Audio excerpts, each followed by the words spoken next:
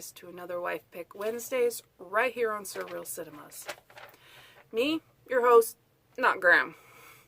I'm Tay. Today we will be reviewing The Little Princess. So, I guess on this side.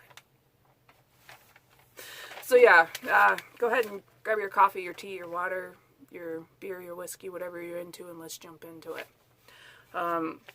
First of all, this is a fantastic movie, and I'm going to look down for just a second. And it doesn't tell me when it was made.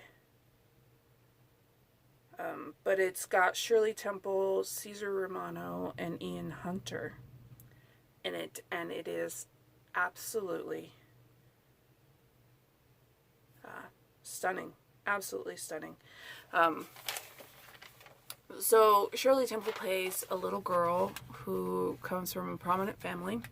Her dad is a general in the army, and he works mostly in Africa, or India, mostly in India, sorry.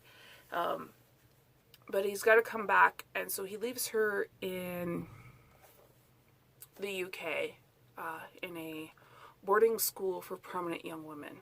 And it takes a lot for him to get her in, first of all. Because there's one of those, it's just one of those snooty places. You know, you have to have a full pedigree in order to get in. Like children or dogs or something. And the girls in there aren't nice at all. But Shirley Temple was raised differently. So she makes friends with the maids and the teachers and everything, and she has a pretty good life. Meets the next door neighbor. He's a grumpy old man, and of course, you know, being a Shirley Temple movie, she changes his heart too.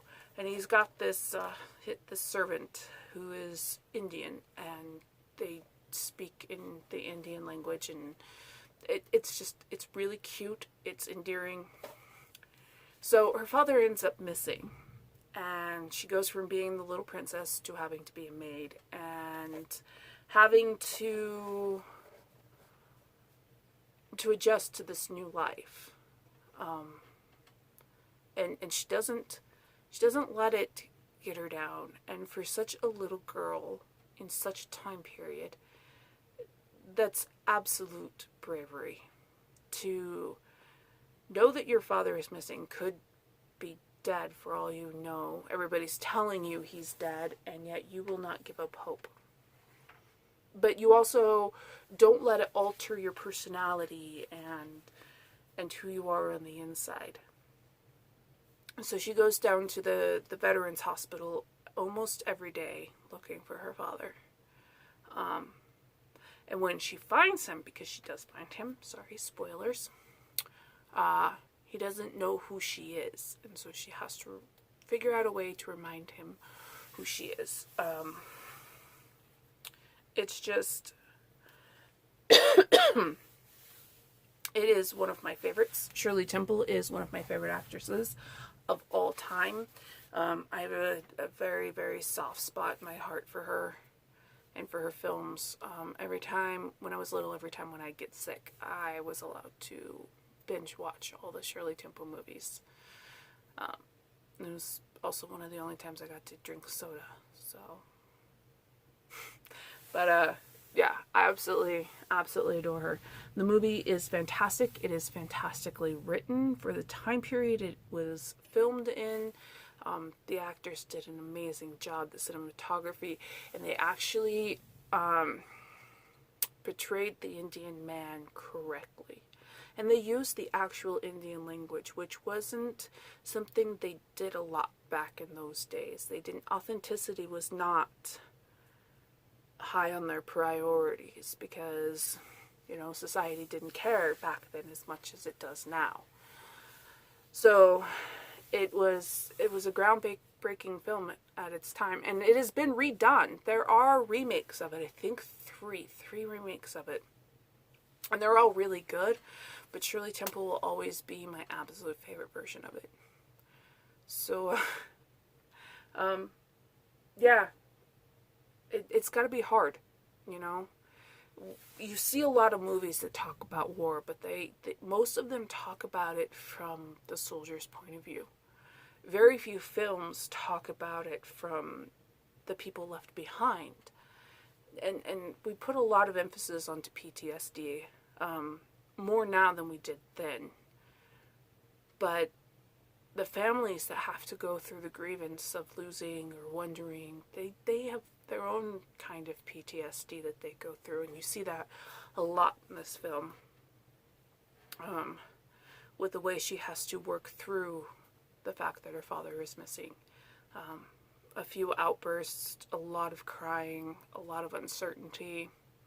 It's got to be harrowing, and it just kind of opens your eyes to the suffering that goes on in the families' lives of soldiers that are deployed. My dad was in the military, and though he's been deployed but never to war. But he did do TDYs and some overseas stations for extended periods of time, and it was always hard on my family. So I can kind of relate to this character, and it's kind of nice to see it from a different angle, a different point of view, other than just the soldier, because they're not the only ones that suffer in the middle of a war. And there was a quote that I've listened to recently. I think it was from the Hunger Games, or was it Catching Fire? And it says, there's nobody ever wins. There's no winner. They're talking about the games in that scenario, but it's true of every war. There's no winner. Everybody loses.